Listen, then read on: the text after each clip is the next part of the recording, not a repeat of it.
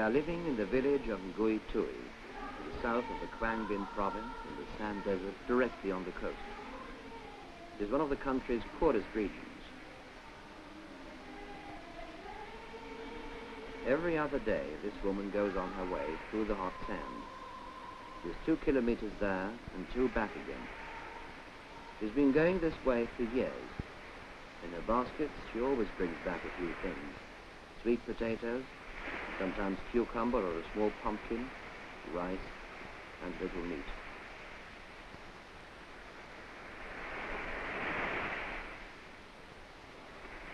The girls of Ngui Tui call her mother. She takes good care of them all, like a close relative. Notika is her daughter. At 21, she is commander of a coastal battery.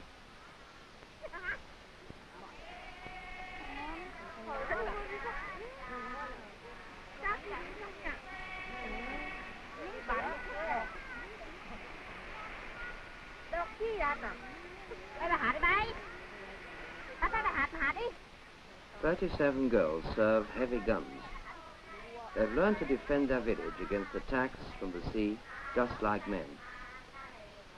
During a naval bombardment of the village, these young Vietnamese women were faced with an American destroyer.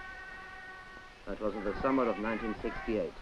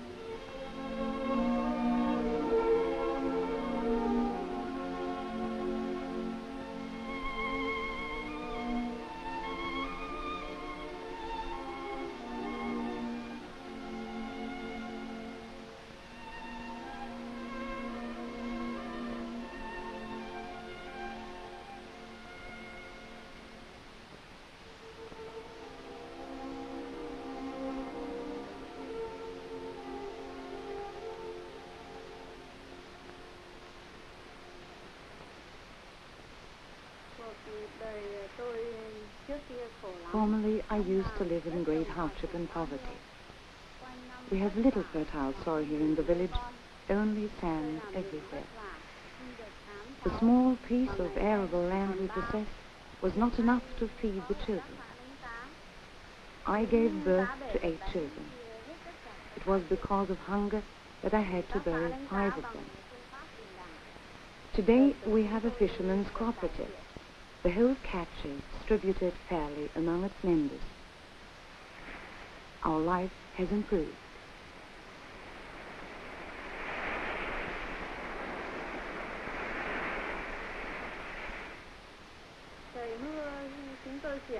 In the rainy season, we channel fresh water from the stream into the sand of the beach, so we can grow sweet potatoes.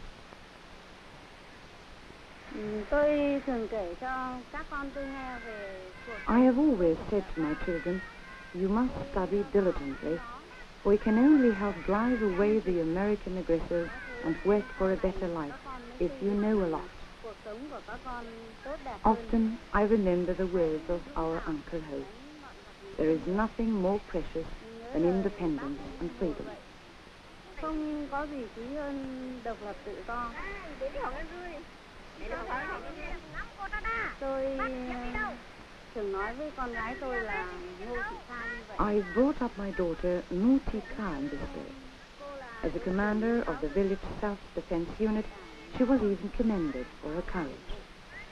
Cùng với đơn vị của mình, trong những năm đã qua, cô đã góp phần đánh thắng. I am proud of her and the others because they have so bravely defended our beloved village. Chị em trong đơn vị của nó đã chiến đấu rất gan dạ để bảo vệ làng xóm thân yêu của chúng tôi.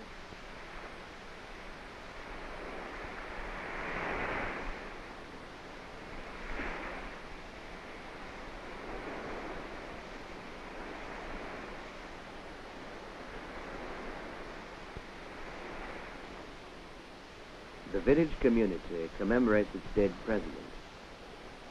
Their village, Gui Tui, is situated in the south of the Quang Binh province in the sand desert, directly on the coast.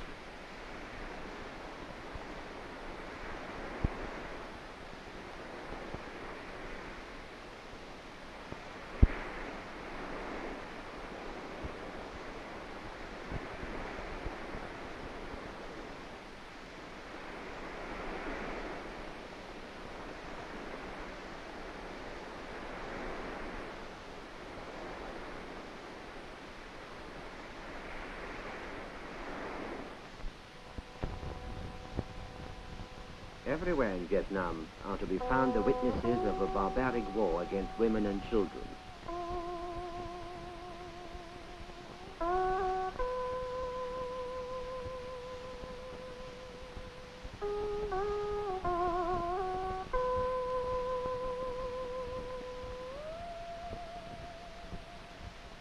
The town of Nam Dinh in the Nam Ha province was for the most part destroyed. This workers' settlement was built by the People's Power in 1958.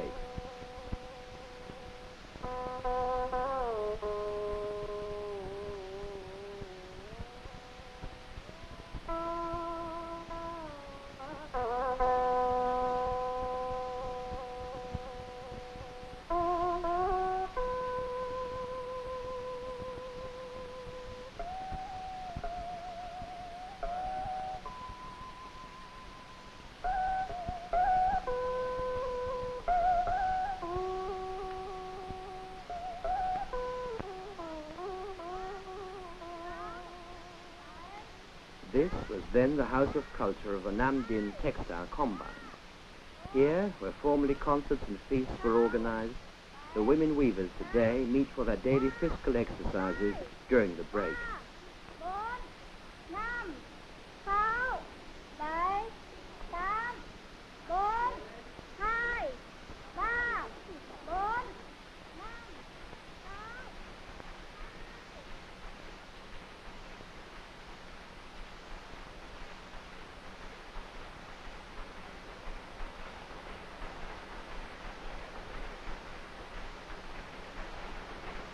Tôi là Đào Thị Hào, sinh năm 1938. Tại Nam My Hà. name is Đến năm Dao Thi Hao. 1956, I was born in 1938 in the Nam Ha province. giờ là bọn Pháp tháo I've dỡ been các working in our factory since 1956. When the French left North Vietnam, they had taken the most important machinery so that we could not go on producing. We were faced with a great many difficulties. I said to myself, the factory is ours today, so we are working for ourselves. At the beginning I operated 9 looms, finally 24. My colleagues did not believe me. I patiently explained everything to them. Finally, my working method was applied everywhere in the weaving mill. Đến năm 1964, In 1964, the American aggressors started their destructive war against the North. Our weaving mill was cruelly bombarded by them. It hurt me very much to cut off the width of cloth because part of the looms had to be evacuated. We went on working with the rest of the machine. The slogan then was, protect the people, protect the machine. During the raid, I ran over to the anti-aircraft unit in order to help the soldiers transport ammunition or help the wounded.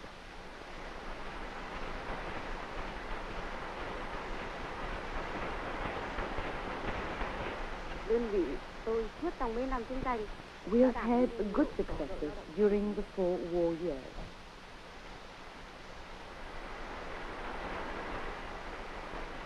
We have become a brigade of socialist labor.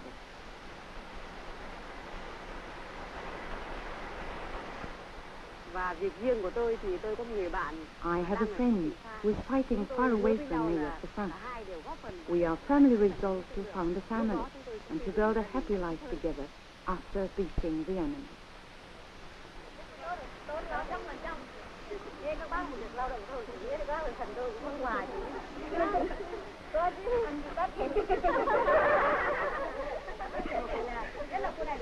The weaver Dao Ti Hao forgot to mention something. She's a hero of labor.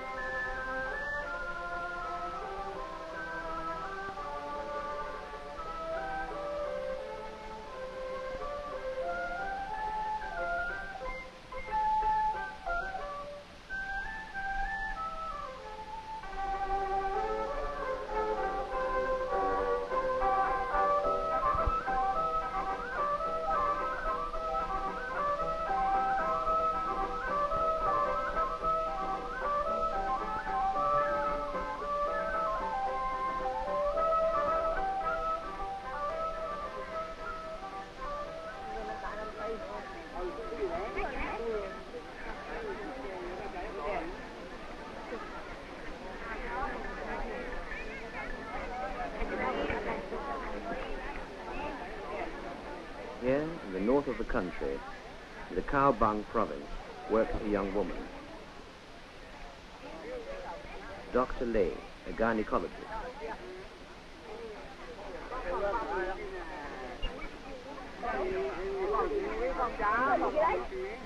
During the American bombing raid, she worked in the southern provinces to study the psychological effects of the war on mother and child.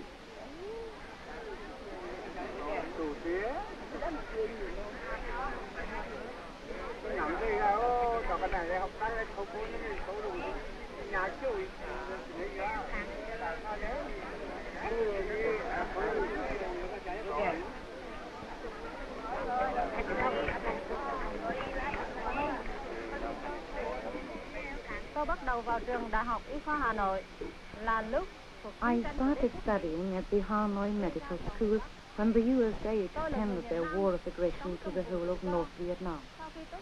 Originally, I come from South Vietnam. I lived in the liberated areas there. After completing primary school, I had already taken part in the struggle against the French colonialists as a nurse. When peace was re-established in 1954, I came to North Vietnam. At the beginning of my course of studies, our school was evacuated to a neighboring province because of the air raid.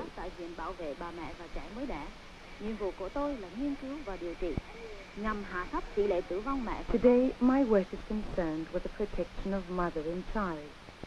My special care centers on pregnant women and young babies. Ở đây, tôi gặp rất nhiều khó khăn. Cái khó nhất là các đồng bào dân tộc còn mê tín dị đoan, không tin vào khoa học, có bệnh thì tin vào ma quỷ, khi chết không chịu chôn cất ngay mà để lại trong nhà cúng bái. I have been assigned to work with the national minorities. We had a great many difficulties in overcoming obsolete customs and manners.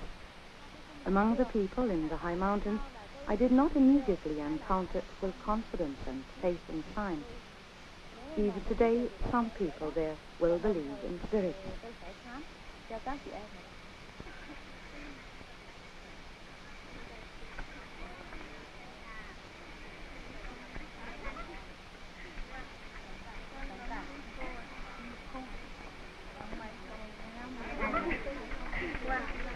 Life here has changed fundamentally.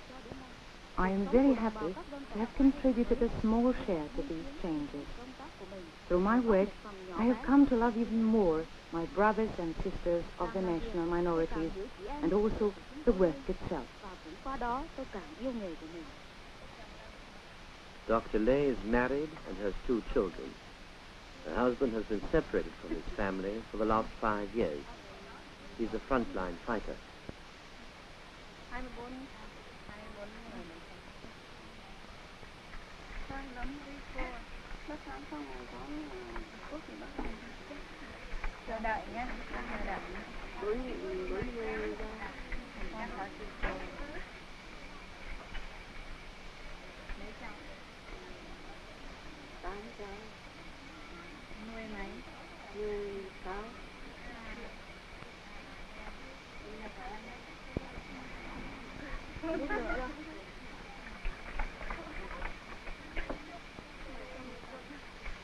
Nào các chị lên ghi nó tên này.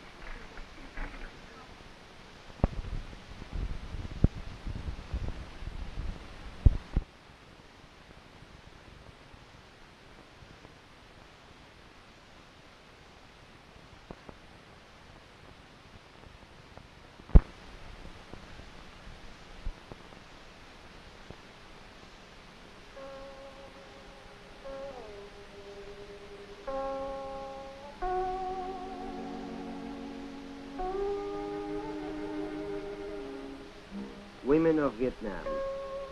Theirs is a hard life. On their shoulders rests the whole burden of war in the hinterland. They make roads under the scorching sun. They build dams and railway lines. They stand in the water of the rice paddies for hours.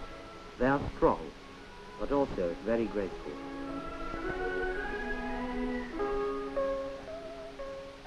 A primary school for adults. They are between 20 and 30. They were all members of brigades of the youth organization and on missions in support of the front. Here they're making up for what wartime life could not give them in their childhood and youth. Tôi là Nguyễn Thị Kim Huệ. My name is m.c.n.v. I was born in 1945. My parents died early. I was then 4 years old. Because there was a war on, I could not go to school. I was happy when there was peace in the north in 1964. The cooperative was founded and I became a member. For the first time I had an opportunity to attend the school and I completed the first form. I was then 18 years old. Lúc đó tôi đã 18 tuổi.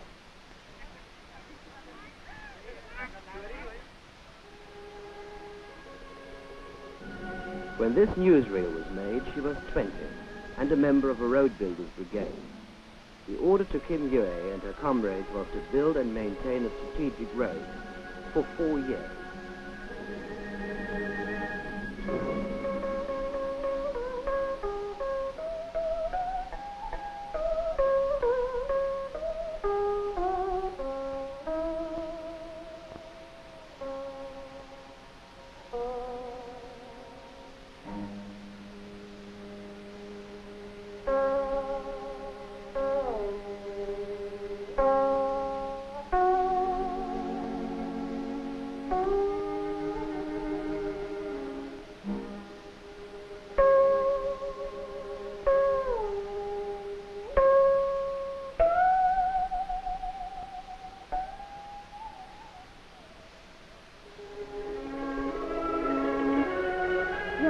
Trong những năm đó, vừa tự học, in those hard years, each of us went on educating herself on her own.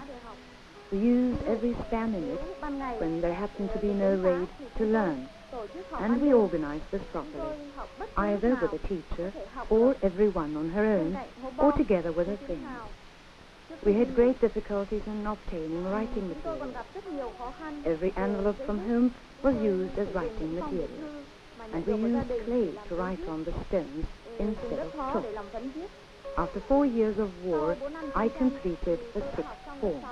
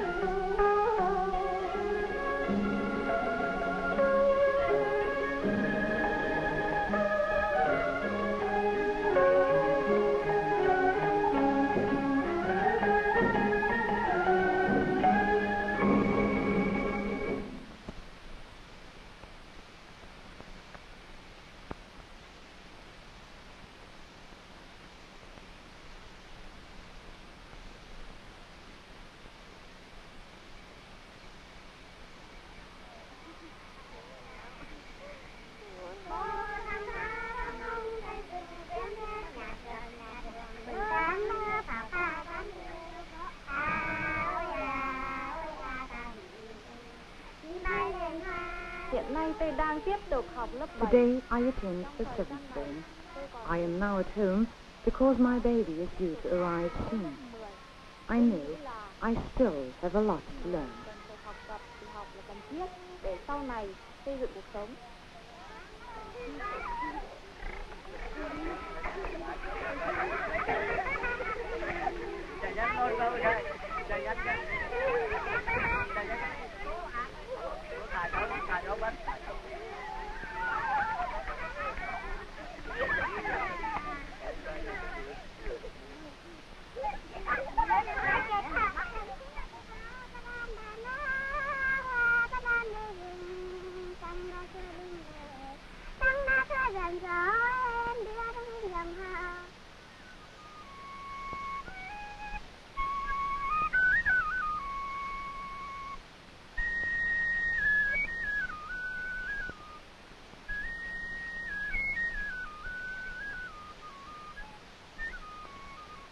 The land near the Red River is very fertile. Maize, hemp, sweet potatoes, oranges, lemons, bananas. In good years, there are 3 crops of rice. The cooperatives are rich unless the river overflows at high water and swallows the crop. And every rainy season brings high water.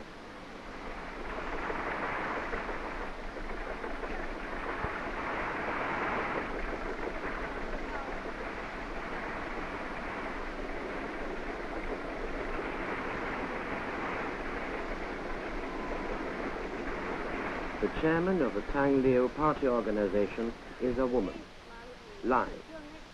She's a mother of 2. Her husband, too, is in the army. For the life of the people in our community, high water was often a disaster. So in the past 10 years, we have built dams of a total length of 5 kilometers. Good crops were the reward for our work. Đê của chúng tôi cỡ 18 năm liền. Mùa màng là bị mất, đời sống rất là gieo neo khổ cực. But last year, the water rose very high, higher than we had seen it since 1945. We tried everything, but our harvest was destroyed. Vì thế mà cho nên đường vùng của chúng tôi là bị sạt lở hết.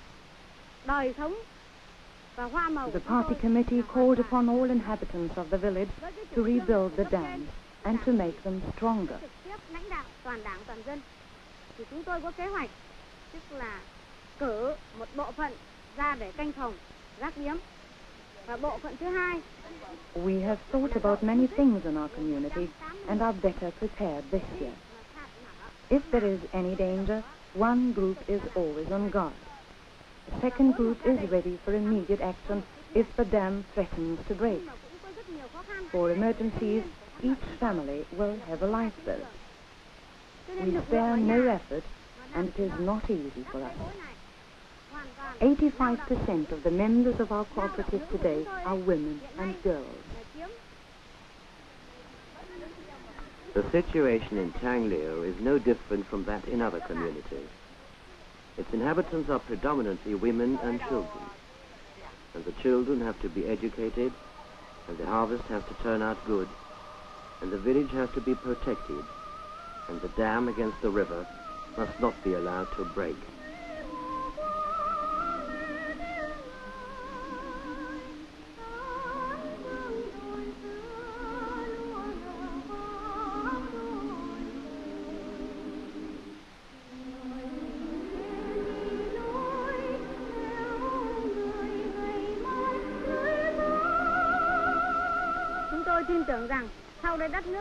But we always believe when peace has been restored in our country, we will build better dams so that the life of our people will become easier and we can live happily.